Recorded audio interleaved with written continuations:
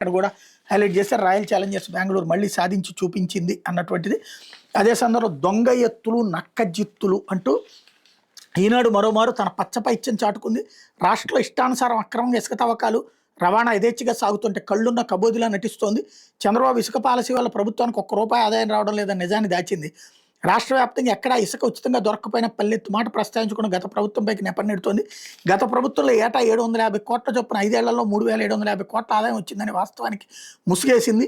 చంద్రబాబు ఇంటి వెనకే నాడు నేడు అక్రమంగా ఇసుక తవ్వకాలు జరుగుతుండడం, దాని మీద ఎన్జీటీ 100 కోట్లు జరిమానా విధించడం, సిట్ కేసు నమోదు చేయడం, విస్మరించి ప్రజల్లో విశ్వవిద్యాలయాలు నాటేందుకు మరో అడుగు ముందుకేసింది.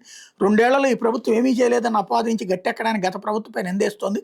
బైజూస్ విషయంలోనూ ఇదే రీతిలో తన దుర్నీతిని చాటుకుంది.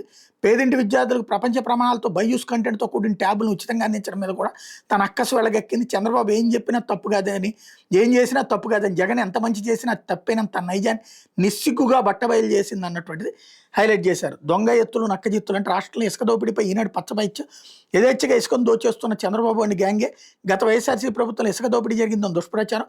అప్పట్లో పారదర్శకంగా టెండర్ల ద్వారా సెక్ కాంట్రాక్టులు, ఫలితంగా ఇసుకపై ప్రభుత్వానికి ఏటా 750 కోట్ల చొప్పున 5 ఏళ్లలో 3750 కోట్ల ఆదాయం. చంద్రబాబు ప్రభుత్వం వచ్చాక పరిస్థితి రివర్స్. ఇప్పుడు ప్రభుత్వానికి చిల్లిగా ఆదాయం లేదు. ఇప్పుడు చంద్రబాబు ఇంటి వెనక అక్రమంగా ఇసుక తవ్వకాలు. గతంలో ఆ తవ్వకాలపై 100 కోట్ల జరిమానా విధించిన ఎన్జీటీ, ఇసుక అక్రమాలపై కేసు నమోదు చేసిన సిట్, ఇప్పుడు ఎక్కడ రాష్ట్రంలో ఉచితంగా ఇసుక దొరకని వైను, నదులు, వాగులు, వంకలు, పొలాల్లోని యథేచ్ఛగా ఇసుక అక్రమ తవ్వకాలు.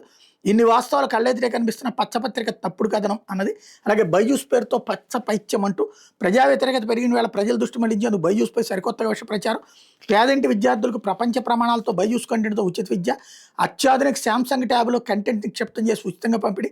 దీన్ని ఓరలేక చంద్రబాబు తన నెల్లో మీడియా ద్వారా దుష్ప్రచారం అన్నటువంటిది హైలైట్ చేశారు. లేకపోతే ఊపిరి తీశారు అంటూ